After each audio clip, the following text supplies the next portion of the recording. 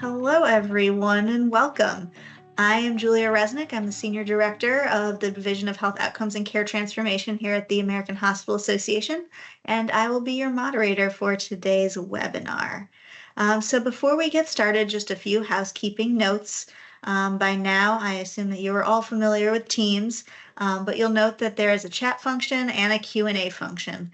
And we'll have time at the end of today's webinar to ask our presenters questions. So as your questions arise, please put them in that Q&A box, and I will make sure to pose them to our presenters. At the end, we'll also be asking you to fill out an evaluation form. These are incredibly helpful for us as we develop future content, and we want to make sure that we design it to meet your needs. With that, I will jump right in and just take a few seconds to level set about where we're all here today. The short story is that in our country, maternal morbidity and mortality rates are just too high, and our healthcare system can and must do better for moms and babies. But what gives us hope is that we know that 80% of pregnancy-related deaths are preventable. And through the AHA's Better Health for Mothers and Babies initiative, we are working alongside hospitals and health systems to help moms and their babies thrive. Our shared goal is to eliminate preventable maternal mortality and reduce morbidity related to pregnancy and childbirth. The AHA's Better Health for Mothers and Babies initiative is guided by 4 core principles that you can see on this slide. So we are about midway through our webinar series that's covering each of these four core principles. The first 2 covered 1 and 2. And if you missed those, we would encourage you to go to our website and watch the replays of them. They were really fantastic. For today, we're focusing on number 3, which is involving patients and communities in their own care. This is all about patient and community engagement, how hospitals can provide care to meet their patients' unique needs. And after today's webinar, if you want to dive deeper into core principle number 3 or any of them, you can visit the Better Health for Mothers and Babies website to use the discussion guide to foster conversations with your team. And then after that, you can explore the action plan. Sorry, I got those slides backwards. Explore the action plan to think through how to create your strategy around engaging patients and communities and integrating that into your maternal health strategy.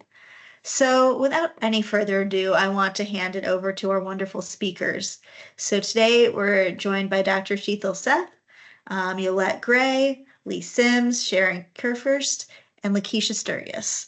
They can tell you much more about themselves and the organizations that they represent, but they'll be doing some brief presentations before we turn it over to a panel discussion. And after that, we'll turn it over to your questions. So with that, I will turn it over to Yolette and the folks from DC and GW to share their work. Yolette, over to you.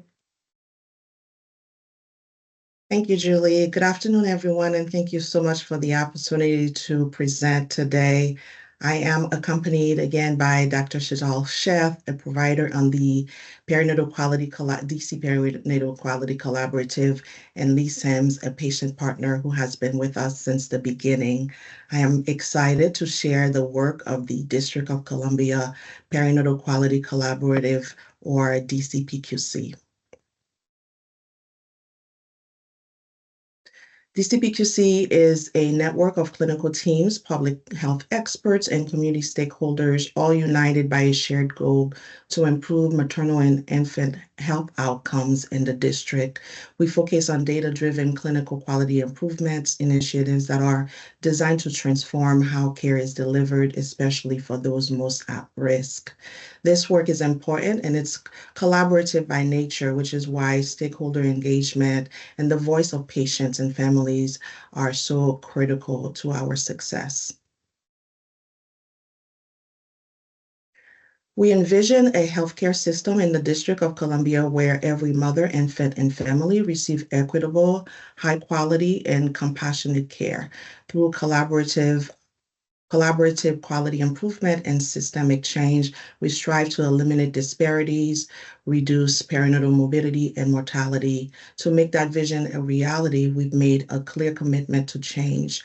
Our approach is centered around 4 key strategies: implementing evidence-based patient safety bundles to standardize and improve care, strengthening our partnership with community organizations and patients themselves, and using data to track outcomes and drive action, and amplifying the patient's voice, because no improvement is truly effective unless it reflects the lived experiences of those receiving the care.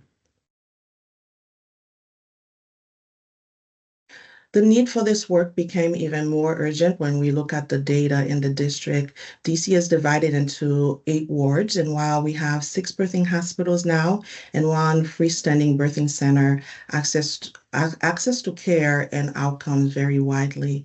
In 2022, 2.1% of women were delivered in DC hospitals experienced severe maternal morbidity, meaning serious potential life-threatening complications.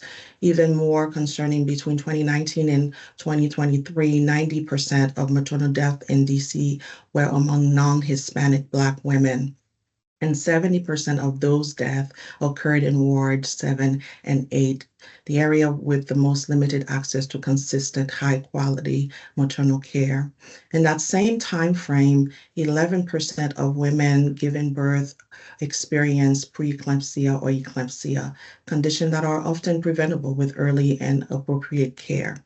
These numbers are not just statistics. They represent the very disparities we are working to eliminate. One of the most powerful part of our approach has been the creation of the Patient and Family Action Network, also known as PFAN. PFAN was established to ensure that the voices of patients and families are not just heard, but prioritized in our strategies to reduce maternal mortality and morbidity.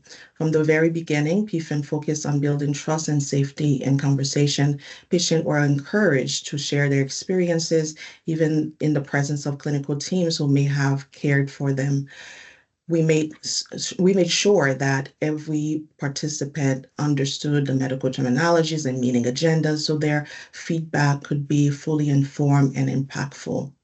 That feedback has shaped how we hold meetings, what we prioritize, and how we move forward together. The impact of the patient partnership is not just theoretical, they are embedded in all the activities of the DCPQC. For severe hypertension and pregnancy bundle, patient partners participate in planning, gave feedback during monthly technical assistant meeting. They help make materials more accessible and patient-friendly, which is really critical to this work. For obstetric hemorrhage, patients shared firsthand experience that directly shaped the design and tone of our community of learning sessions. And for postpartum and perinatal mental health work groups, patients help refine policies, procedures, to ensure that maternal health is integrated, culturally responsive, and available when and where it's needed most. I will now turn it over to Dr. Sheth, who will share initiatives from the George Washington University Hospital. Thank you so much, Yolette, and thanks for having us here with you today. So I wanted to give you guys an example of what we have been doing at our hospital, which is GW. We are actually in Ward 2 of DC. So in 2016, I can't believe I'm saying that, seems like so long ago, but anyways, in 2016, I became the medical director for labor and delivery. And one of the first things that I did as one of my first initiatives was to change the culture really at GW to make it very much so multidisciplinary. We needed our nurses, our out-of-hospital birth attendants, our physicians, our midwives to collaborate with our patients. And that was a huge culture change for us, because prior to that, it was the physicians and the patients, and that was it.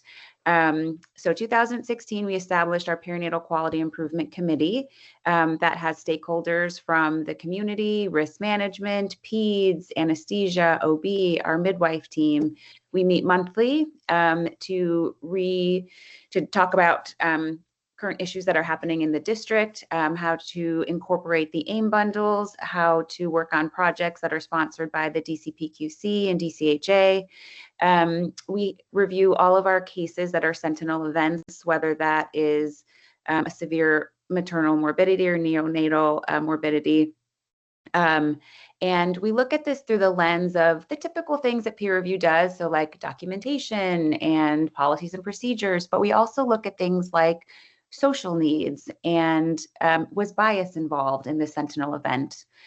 We have an annual birth summit where we invite out-of-hospital birth attendants to hear more about what they need. How can we better communicate with them? They're the ones that take care of the patients and transfer into our facility. And so we are constantly seeking information to improve that partnership. We have created a collaborative care model with our nurse midwives and out-of-hospital birth attendants that we have utilized now almost for 8 years. We just created with the help of the DCPQC, we started an OB peripartum hemorrhage subcommittee, really looking at how we can decrease hemorrhage because it has such long effects with regards to trauma and providing human milk later on in the postpartum period. It can lead to depression. And so that's one of our current focuses. We created a hypertensive disorders pregnancy program. We have our diabetes program where we're offering GDM testing for our patients who are diabetic. And as I'd mentioned before, we partner with nursing staff and out-of-hospital birth attendants and midwives and physicians, but we're also now trying to teach the next generation of physicians and medical students and midwifery students as well. So we are teaching them through simulations. We're doing a trauma-informed simulation series, and that's sponsored by the DCPQC. We get feedback through Mama's Voices as well. And then again, as I had mentioned, we're really focusing on what the patients need. And so we are constantly talking to our patients to make sure that the projects that we are implementing are ones that serve the patients and, are really addressing what their questions are. They are the number one priority. And so these are, again, just some examples of what we do here at GW.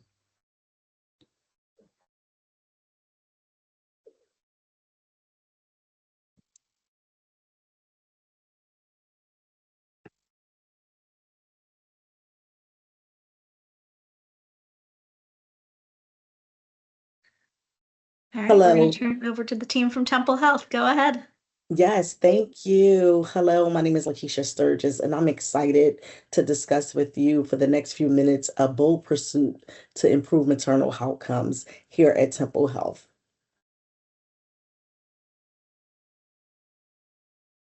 Just to give you a little background about Temple Health in our community, Temple Health is partnered with the Lewis Katz School of Medicine at Temple University. This creates a strong foundation for an academic medical center, which serves the most underserved population in the nation right here in North Philadelphia. We are proud to serve this population. Based in North Philadelphia, our patient population faces complex social determinants of health, which is really centered around economic instability, the lack of access to fresh fruits and vegetables, and reliable transportation. This makes our mission not just providing care, but also addressing broader factors that impact health outcomes. In addition to that, we build on a long-standing commitment to meet the health and social needs of our community. And we did this by opening the Temple Women's and Families Hospital on September 3rd. As you can see the statistic here, 40% of our patients live below the federal poverty line. 86% of our patient population is covered by government insurance. We recognize the importance of addressing the social drivers of health to really improve the health of our community.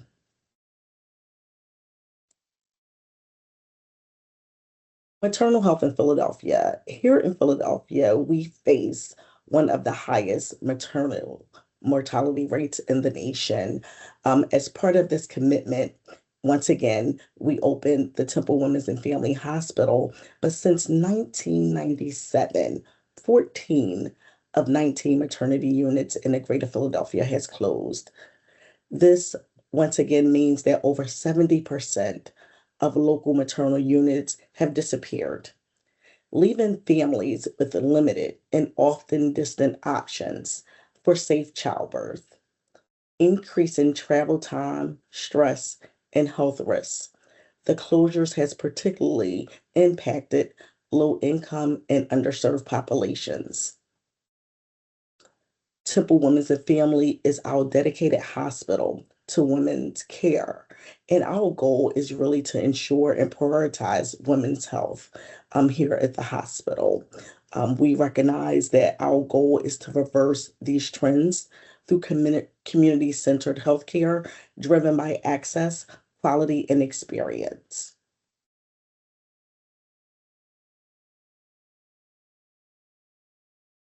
And to meet the needs of our community, we were intentional. We took about 2 year period to listen and elevate the voice of our community. And we did that through patient surveys, focus groups, listening sessions, health fairs. And really what we wanted to hear, like from our patient surveys, we really wanted to gather a broad input on the health needs and experiences of the community. Our focus group allowed us to explore specific health topics and get into more detail with our patient population. Our listening sessions provided open, form, and honest dialogue. And that's one of the things also I think is so important is that we wanted to hear what the needs of the community was and not just listen to um, provide input, but also gain that knowledge from the community to see what their needs were. So that way we can address strategy across the health system to improve their health needs. Also, we had health and resource fairs where we created opportunities for education and resource connection. Our partnerships with our community-based organizations extend our reach and effectiveness. And these insights really help us inform everything from the hospital design to specialized programming.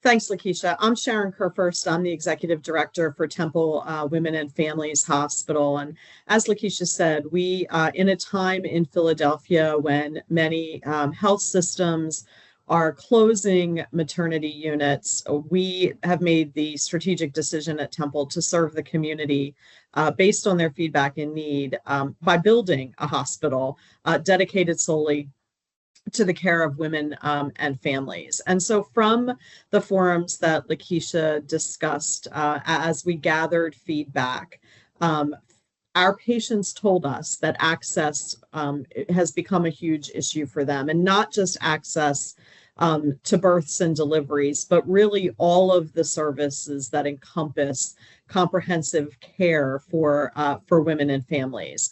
And so, in the design and the build of our new facility, we really looked broadly at how do we meet the greatest number of those needs in a way that really can positively impact maternal and infant health outcomes in our community.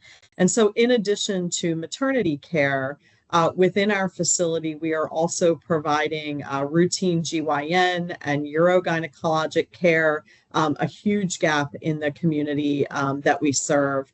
A neonatal intensive care unit here on the same campus where the woman is able to stay with her infant pretty much around the clock so that we're able to listen to what her needs are post-discharge and incorporate those into both her stay and the stay of her baby. We provide comprehensive breast health, menopause management. So we are not just a labor and delivery birthing center, but really are looking at the lifespan and totality of a woman's health journey. We heard loud and clear from our community that our midlife women have needs that they actually can't find any services for in our local community. And if they can, they're not readily accessible. And so they often go without care, particularly in those perimenopausal and menopausal years. So we are providing comprehensive menopause management, again, at the request of and feedback from our local community. We're really proud to have integrated behavioral health into all of the care that we provide here. Again, there remains in our particular population a significant stigma around accessing behavioral health care or accessing affordable behavioral health care in a timely manner. And so we have woven behavioral health services into OBGYN and primary care so that all of a woman and her family's needs can be met sort of in this one-stop shop model. We have expanded medical and surgical services, and you can see the specialties that we provide today. I think it's important to add that the listening is not over. The garnering feedback from our community is not over because our hospital has opened. We continue to actively listen and proactively seek feedback so that we can further expand services that we know will make a difference in the overall health outcomes of the community. We also provide what we refer to as a direct referral unit, which is really a way to drive women toward receiving timely care that doesn't require a stop at the emergency room. So again, we know in our community, if they're unable to access care in a timely way, the emergency department becomes the default care provider, and we want women to be able to get care in the right place at the right time. And so this is a unique program where a patient can be referred to us for OBGYN care that they may need in a time-sensitive fashion for more minor, less acute concerns, but where they would have otherwise had a desert of where to receive that care and would have instead gone to an emergency room. We've also leveraged technology, again, based on feedback from our local community, and have in-house developed the Lena app, which we're incredibly proud of, really designed to guide and support patients through all the stages of their pregnancy. So patients receive a personalized pregnancy plan with week-to-week reminders and guidance that is directly linked to their individualized medical record. They get reminders that help them keep on schedule for labs, important prenatal visits, key check-ins with both OBGYN or certainly any medical or subspecialty providers that are a piece of their care journey. And they also have the opportunity to watch educational videos and read literacy adjusted articles in both English and Spanish. We serve a very large Latinx population here that are created by our own physicians to provide education around key pregnancy topics and postpartum topics. And then I think, what really motivates our community to participate with the mobile app is that they get to earn rewards along the way. So very similar to all of us who love our Starbucks app and the ability to earn a free coffee every 10th, they are able to collect points for adherence to their personalized pregnancy plan and earn gifts and rewards that are mother-baby friendly and essential to long-term health in the community. And so we've really built, we think, a program that has been responsive to needs, again, based on what we heard from our community constituents with the importance of access, experience, and quality. And as we've woven those three key tenets of our mission together, I think have really developed something special and will continue to do so based on ongoing community input as we continue to mature our program and listen to the folks that access our services. And go ahead, Lakeisha. I had just wanted to mention, I think that there was a slide that is so important. I don't want to negate uh, the slide of the mama model. I don't see that slide here.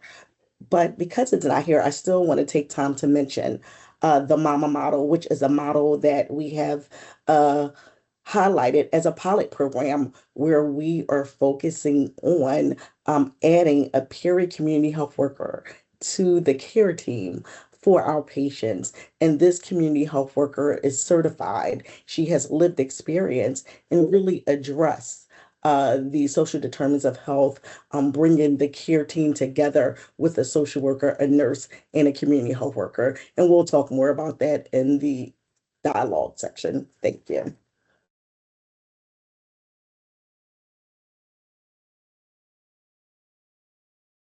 All right. Thank you. Thanks to all of you for sharing the incredible and inspiring work that you do with and for your communities. I think we have so much to dig into. So if we want to start the discussion, would love to have our speakers all back on screen. Um, so as you all know, this webinar is really designed to be about how hospitals can engage their patients, partners, families and communities when designing maternal care. So we'll dive deeper into that with all of you. So in your introductions, I think you all really got at why patient engagement is so critical to how you design your maternal care. So I want to start with more of like the how.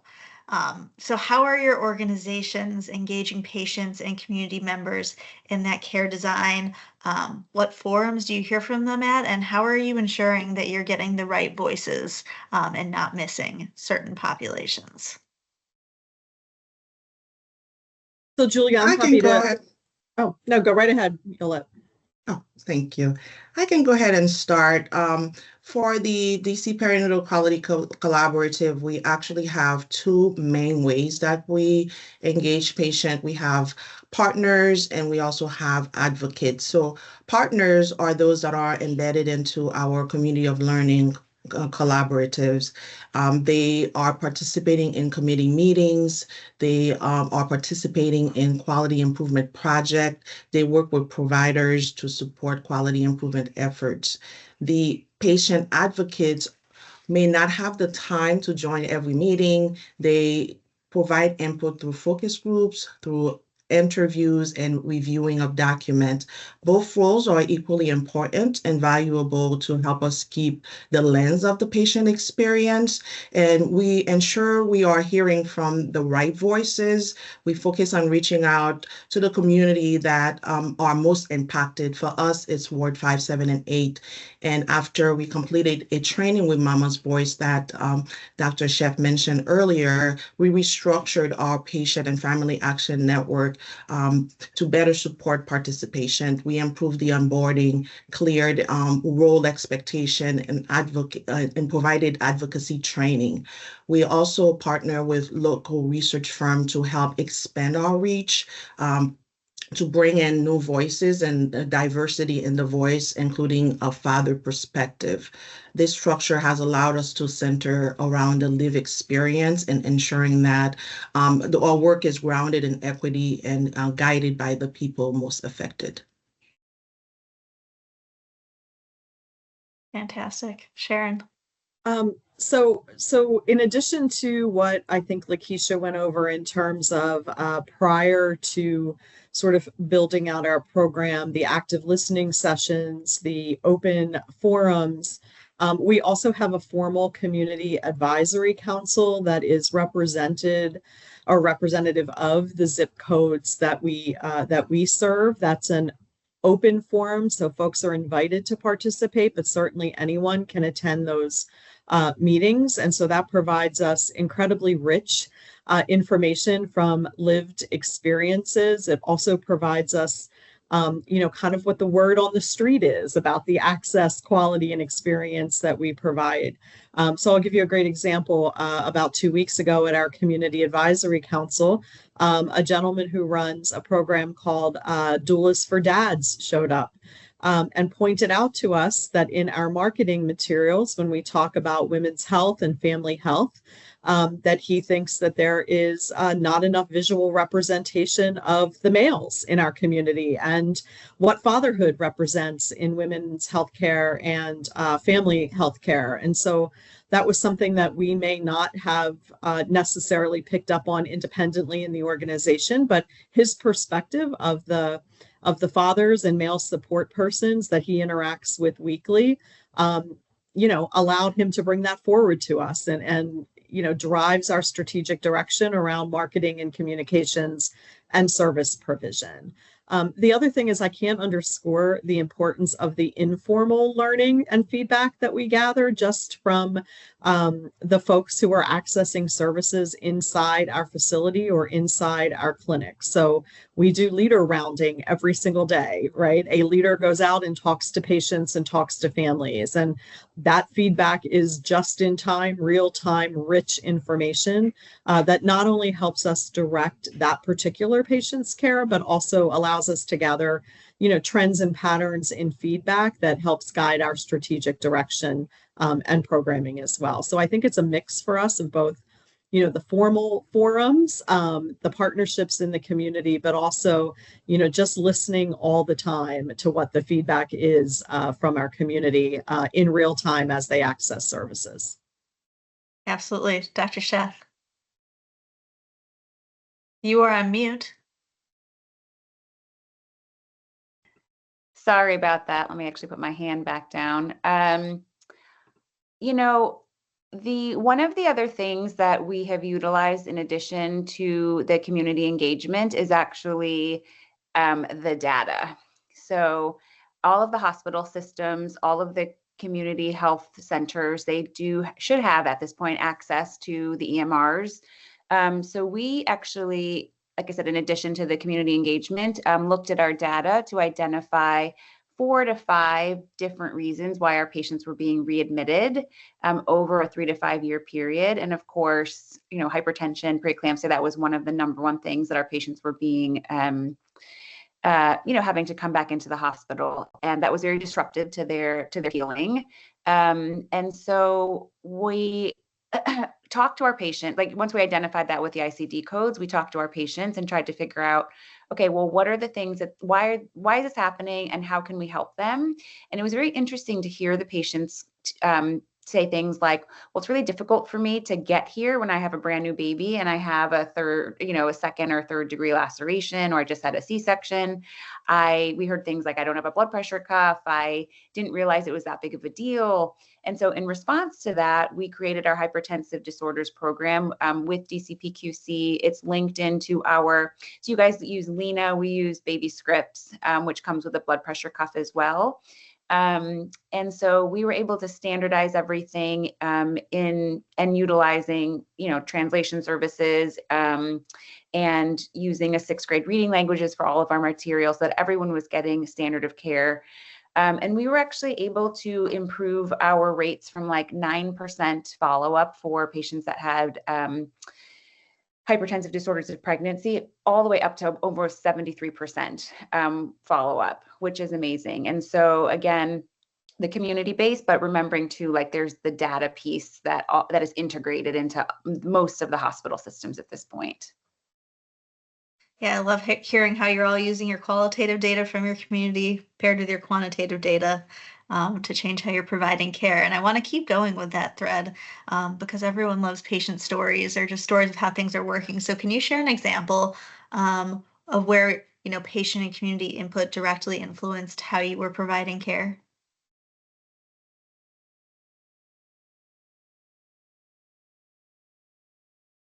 Anyone wants? Keisha, looks like you want to jump in. Yes, I'm trying to make sure off mute. So one of the things I think is so important as we listen to our community members, they were really adamant about access to healthcare and also about providing just respecting their time. We heard a lot about, if I arrived late to my appointment if you could be a little bit more flexible. So, for example, as I mentioned, transportation is a major concern for our patient population. Many of them utilize our public transportation system, and unfortunately, they do not have any control of that. So, they did not want to come to their appointments and receive a negative feedback by frontline staff. So, what we did was we ensured that we educated our staff on, the flexibility of appointments. And I'm sure Sharon can add, a little bit more color around that. But that was one of the feedback that we received, but also wanted to make sure we took that back to the frontline staff. Sharon, did you want to elaborate? Well, I think in addition to that, we have worked very deliberately once patients get to us to remove any internal barriers that we may unconsciously be putting in the way to access their care. So women who have multiple children but are coming for a prenatal visit and don't have daycare resources, may choose to not come for the prenatal visit. We welcome, it's the families part of our Women and Families campus, right? We welcome the entire family. The woman is free to bring her children to her visit with us. That was not always historically true. And so, our goal is to make sure the door is open really wide, because that's what we heard from our community, right? That we try and do what you ask, but it's not always possible. And so that flexibility and grace, we've really embedded into that experience piece of what we're trying to provide, and make sure we don't impose any undue barriers on our community that already has barriers in accessing care. I think another great example is the integrated behavioral health that we provide, right? We heard women say, I'm depressed, I'm anxious, I have an underlying mental health disorder. I'm here for OBGYN care, but I can't access behavioral health in the community, even if I want to. So we need to bring that here to the patient, right? And make it that one-stop shop. Because if they do find transportation, if we can get 2 or 3 things resolved in that episode of care, right, it's better for the woman, it's better for the health of our community, and it's a much better experience overall. So I think our community voices have guided a lot of the specific elements, both in the design of our facility, but more importantly, the way we interact once the patient is here. Absolutely. And what an opportunity to be able to design from the ground up. Lee. Yeah, I just wanted to share. I know we're going to move on to the next question. As a patient voice with DC Hospital Association, one thing that I think has gone really well, and maybe we can't quantify it at this juncture, but the multitude of opportunities and points of entry that are provided to community members. I hear it a lot in what Temple's presenting with all of the access that they're providing. DC Hospital Association has provided me that as well. And I think that continuity of being able to jump in, doing different things, pulls me in different ways, makes me think of people in my friend group or in places where I'm teaching in Ward 7 and 8 to reach out to, because, everyone has different experiences, different skills and different levels of interest. And so I appreciate from both teams here talking about the multiple points of entry. I think it's a great recruitment strategy, whether it is intentional or not, but great recruitment strategy for really increasing the success and kind of some change management happening in the programs created. Absolutely. Yolette and Dr. Sheth, anything you wanted to add on? Oh, yeah, absolutely. Actually, thinking about powerful examples, one that came to mind is from our hemorrhage community of learning. We actually interviewed 2 patients who had lived experience. They experienced obstetric hemorrhage, and just hearing their story and the trauma that they went through we gathered that information, and that information has helped us to revise our communication tools, created scripts and a debrief checklist that we have shared with the hospital so that we can make the experience more empathetic, more respectful, and that it will align with them as they're going through some of the high stress situation at during their time of need. Another example comes from our focus group. We had focus group on postpartum follow-up, and actually Tempo touched on that a little bit, on how they would like for us to provide them with reminders for follow-up calls, right? Because that's important for them, as well as when they are being addressed, they want to be not just the baby getting all the attention, but the mom wants to get some attention as well. And so all these input are put together as we are strategizing, creating documents and supporting tools to inform and support the hospitals. I love this idea of bundling and doing as much as possible for the patients when they arrive to the clinic setting. One of the patients that inspired our diabetes program, which we started about 2 months ago, I remember speaking to her during our leadership rounds, and she was like, there's no way I'm coming back for my 6-week postpartum 2-hour glucose test. I've got 4 kids at home and I cannot bring them in tow.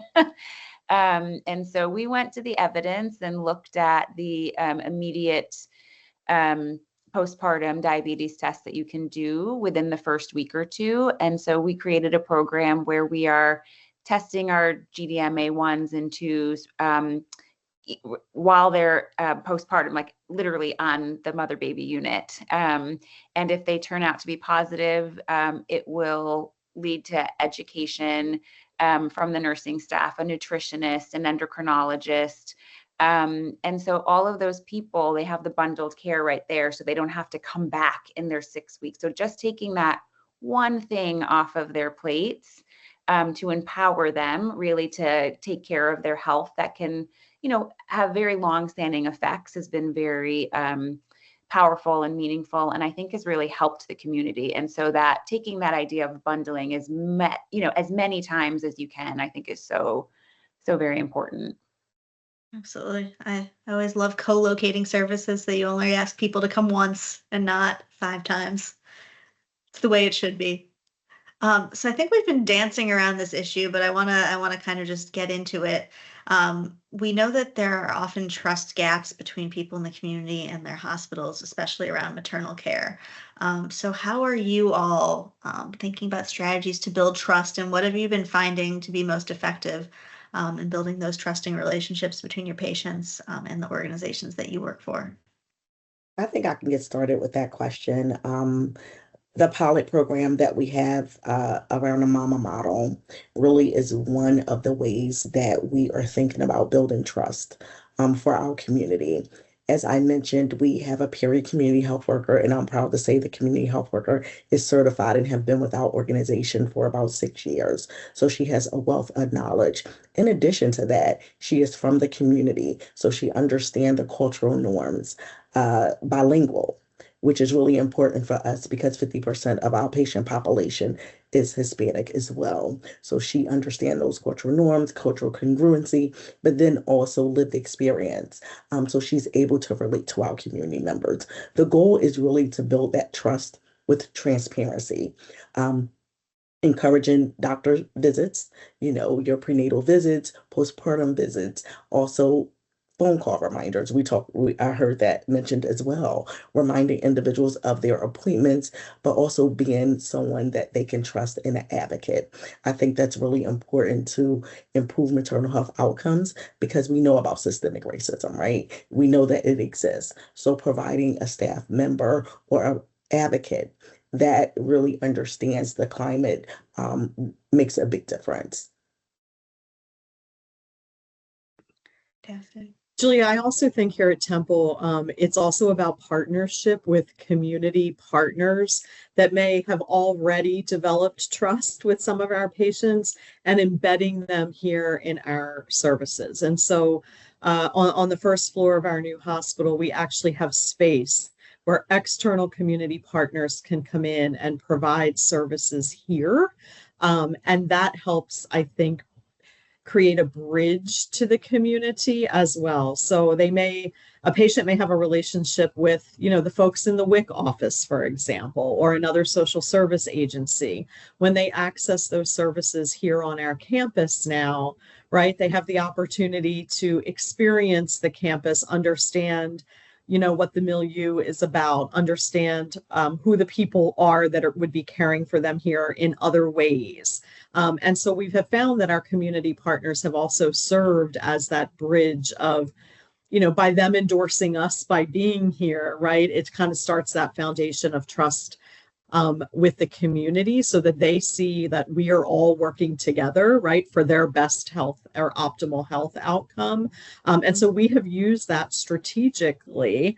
And I think vice versa, as well, to get people the wraparound services they need. But I think when it's a safe, welcoming place where you can get the majority of your own needs and your family's needs met, we spend a lot more time listening than we do talking sometimes. And I think just the respect of that human to human interaction and dialogue that's rooted in transparency and authenticity really serves to create an environment where patients feel safe coming here.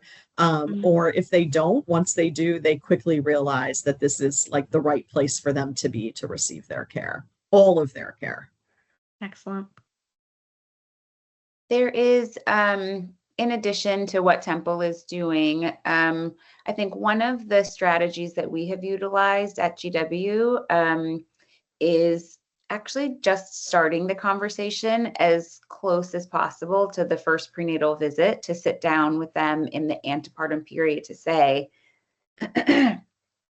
we know that you guys have read and heard that maternal morbidity and mortality is high. What are you most concerned about? And let me tell you what we're doing at our hospital to keep you safe. And so providing that information, putting that information on our baby scripts or Lena, so that they know exactly what the hospital policies and procedures are, I think has been really helpful. The other thing that we have recently started to do was to engage the family. Sorry, something went down the wrong way. But you guys have talked about the fathers, and so making sure that we are engaging them as well. Sorry, this is like going. I wish I could pass you my glass of water. Sorry, excuse me. But not only incorporating the doulas and the support people, the community birth workers, but also the families, the partners. I think that has been really helpful in creating a space where they also feel welcome. Yeah, that thread about partners and dads has really been coming up. It's come up for both of you, and I think it's such a powerful thing that often gets pushed to the side of our maternal health conversations. And yes, please go get some water. Lee, I just wanted go to ahead. add that one recurring theme that comes up for me as I hear everyone talk is like the intention behind everything. And from my experience of being able to stay along this process as the DC Hospital Association has kind of moved their programming, I am thinking about the seeds that were sown in the very beginning as someone who was supported, and the ways that I've been given to grow, even professionally, or deepen my knowledge in care and women's health as someone who is not gone to school for this. But I think about that trust building that has happened over time, and how trust was handed to me so heavily in the beginning, and what I knew and understood and was bringing to the table, that it allowed me to actually break down some of my difficulties and my own white coat syndrome problems in dealing with professionals in my own health. So I appreciate the intention that is going through in the programming, but just also thinking about the intention that can be set by sowing seeds of really handing over trust to the patient, not just in your clinical interactions, but also in, dare I say, the advocacy interactions as programming's built. But Lakeisha, at the end of your slide presentation, you talked a little bit about the pilot that you all are starting at Temple. Can you talk more about that? Yes, as I mentioned, we are piloting what right now the MAMA model, and the main goal of the MAMA model is to build a multidisciplinary team around our patient population. And that starts with the social worker, the nurse, and the community health worker. Together, they work to address the complex needs of our patients by starting early to build that trust, and then to follow that patient 3 months postpartum. In addition to that, we are working once again to address the social drivers that impact health, and building a collaboration with community partners that can address the food insecurity. We know how important it is. We started this pilot with the MFM clinic, maternal fetal medicine clinic, for our high-risk patients. So addressing the complex needs of this population is even more important. But we want to make sure, as Philadelphia is a food desert, that we have resources where we can provide healthy foods to the patient. Sharon already mentioned that we have WIC embedded in the on-site. So that's one of the first appointments that we help our community members make as well. But in addition to that, we have leverage other resources to make sure that we can address the gamut of social drivers of health. Transportation. We do transport our patients to their appointments by using Uber Health, which is a service that we provide here. In addition to that, once again, we leverage community for that program. Great. And Dr. Sheth and Yolette, I'm sure you're thinking about interdisciplinary care teams as well. So what does that look like in your setting, and who are those care team members that are really important, and how can folks like community health workers and doulas be more brought into the care team? And Dr. Sheth, I'll have to ask you as well about working with residents and young physicians to get them more trained up in these new models of care. Yolette, do you want to start, and then I can talk about the residents? Sure, I can start. Definitely. For us at the PQC, of course, we are including doulas in our within the full committee that we have.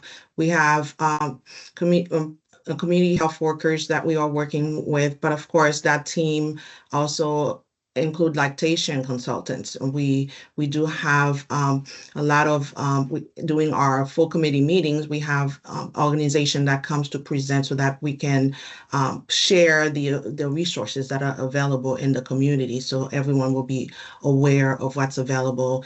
And currently we are focusing on mental health. So of course, mental health, Temple mentioned how they are embedding the behavioral health aspect into the work. And so our next bundle that we are looking at as well is looking at mental health, because it's really important. It's an important part of the population that we are serving. And again, we work so closely with our patients that we make sure that everything we do, we hear from them. Right now, doulas, patients are collaborating with us because doula have a key role that they play. They provide supports to patients, and so hearing from them as well is also important so that we can understand the experiences that patients are receiving. So as far as the residents and the medical students, so at GW, we practice a lot of modeling, truthfully. So we round together with a whole care team. So we do our regular sign outs and we go patient by patient. And then afterwards, we meet in smaller groups. And so that includes the attending physician, the midwife, the resident, the medical student, the social worker, and we meet the families together. And so what I mean by modeling is actually physically going in together as a team, reading through the birth preferences of the family, introducing ourselves to the family, and making sure that the support team and the patient is aware of the clinical situation. And then we always end our conversations with, like, tell me what questions you have and what can I do for you? Tell me, is there anything else that I can do to serve you in this particular situation? In addition to that modeling and doing our multidisciplinary rounds, we have a lot of just structured lectures about the community needs and how to assess what our patients need. How do we meet our patients at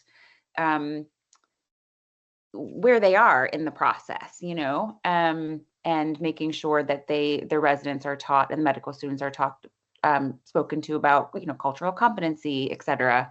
And then we have very structured teaching that we incorporate. So we do trauma-informed care simulations and OSCEs.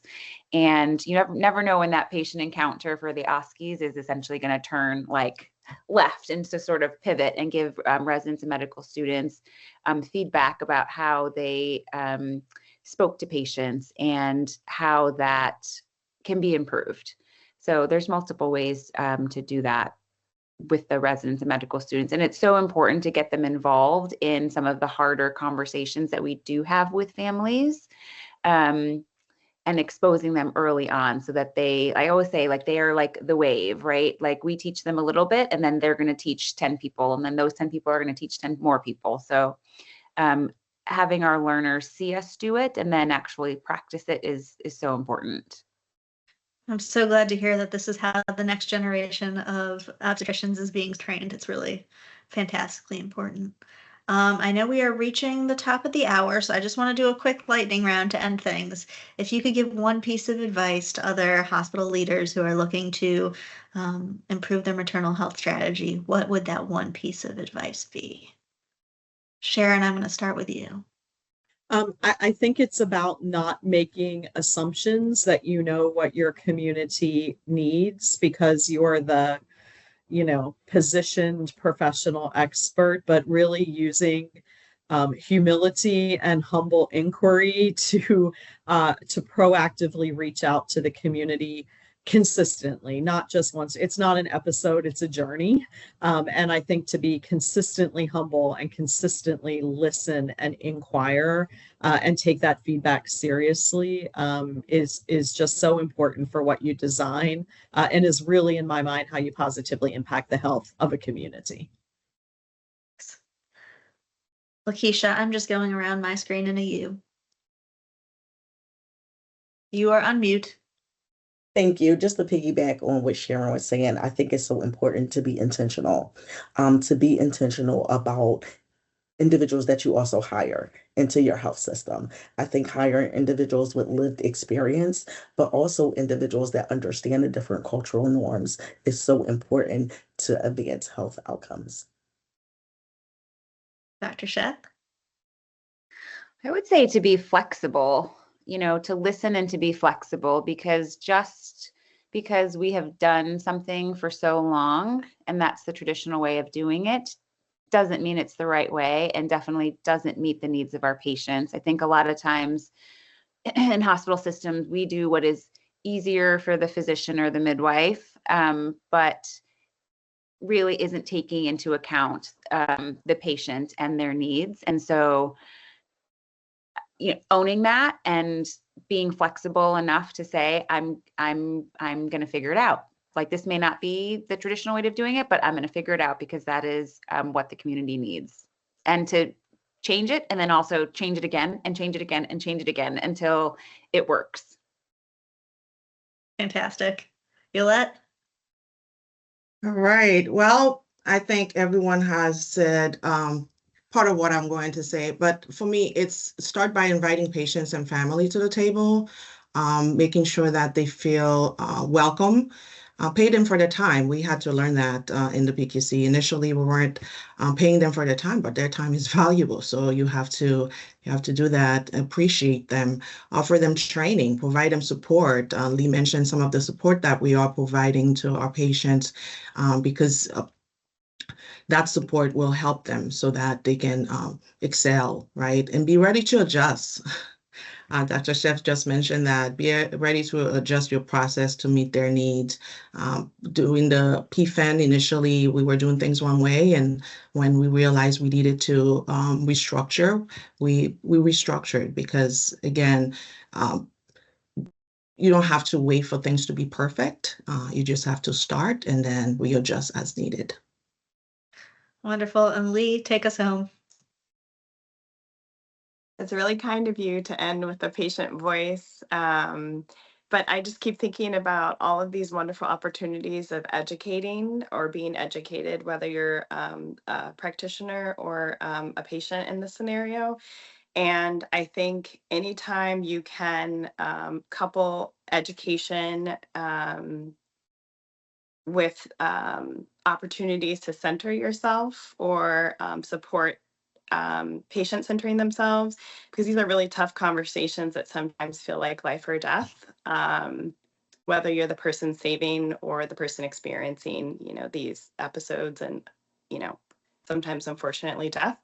But having the opportunities and supportive opportunities to center yourself so we can metabolize and manage these scenarios together. Beautifully put. And any attempt that I would have to summarize this was much better done by the five of you.